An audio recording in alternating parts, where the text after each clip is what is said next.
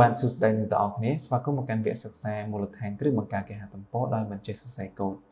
អញ្ចឹងនៅក្នុងវគ្គសិក្សានេះដែរគឺយើងផ្ដោតទៅលើការបង្កើតគេហទំព័រដោយអ្នកទាំងអស់គ្នាមិនចាំបាច់ចេះសរសេរកូដទេគឺយើងប្រើប្រាស់ platform មួយគឺ WordPress អូខេតោះអញ្ចឹងយើងយល់ដឹងអំពីវគ្គសិក្សារបស់យើងទាំងអស់គ្នា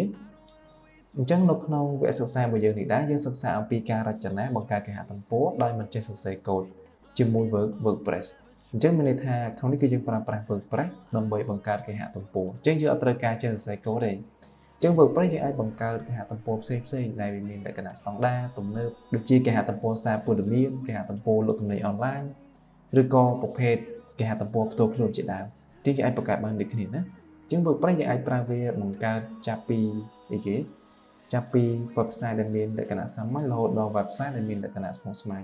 គឺយើងអាចបង្កើតបានដូចគ្នាណាអូខេអញ្ចឹងប៉ុណ្្នឹងអាចទៅជាមួយវគ្គសិក្សារបស់យើងហើយចំពោះវគ្គសិក្សារបស់យើងនេះគឺយើងរៀនអំពីមូលដ្ឋានគ្រឹះយើងអត់រៀនដល់ក្រឹតខ្ពស់ណាយើងរៀនត្រឹមមូលដ្ឋានគ្រឹះនៃការបង្កើតគេហទំព័រគឺខ្ញុំបង្ហាញអំពីមូលដ្ឋានគ្រឹះពីដំបូងទៅអីគេជាអ៊ីនធឺណិតជា domain name ឲ្យដល់គេយល់គ្រឹះច្បាស់ហើយចុងក្រោយយើងបង្កើតគេហទំព័រមួយគឺគេហទំព័រព័ត៌មានអញ្ចឹងសម្រាប់មាតិកាក្នុងនេះគឺយើងមាន6មេរៀនអញ្ចឹងមេរៀនទី1យើងសិក្សាអំពីអ៊ីនធឺណិតនិងគេហទំព័រ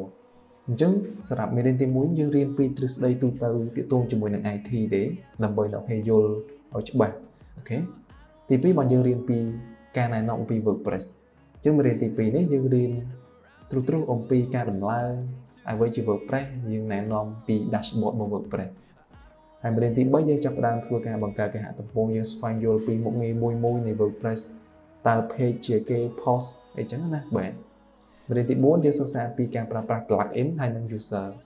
អញ្ចឹងនៅក្នុងនេះគឺយើងរៀនអំពី plugin គឺទាក់ទងជាមួយនឹង tool ដែលយើងប្រើវាសម្រាប់ធ្វើឲ្យ website របស់យើងហ្នឹងវាមានថាវាមានមុខងារផ្សេងៗបន្ថែមអញ្ចឹងណាបាទហើយទី5គឺយើងរៀនអំពីការបង្ហោះក្នុងនេះមានន័យថាយើងធ្វើ website ហើយអញ្ចឹងខ្ញុំបង្ហាញជាក់ស្ដែងហ្មង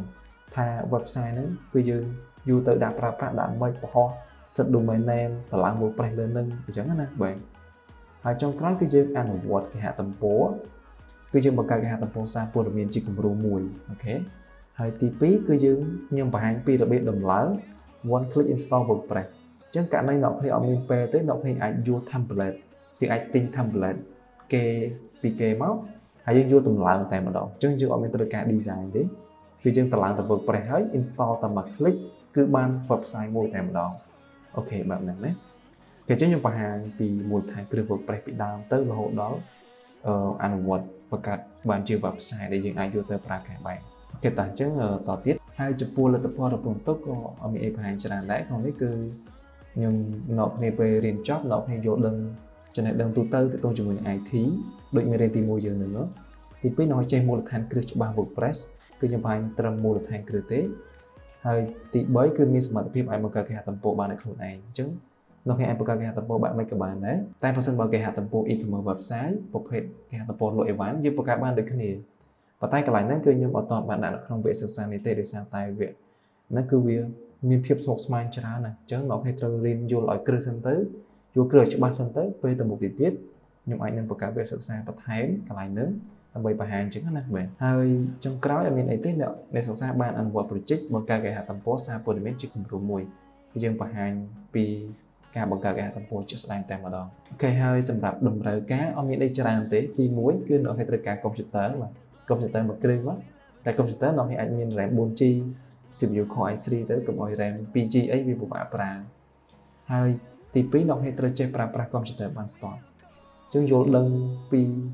typing ចេះសរសេរចេះ navigation ទៅវិញទៅមកអញ្ចឹងណាបាទបើយើងអត់ទាន់ចេះប្រើប្រាស់កុំព្យូទ័រទេ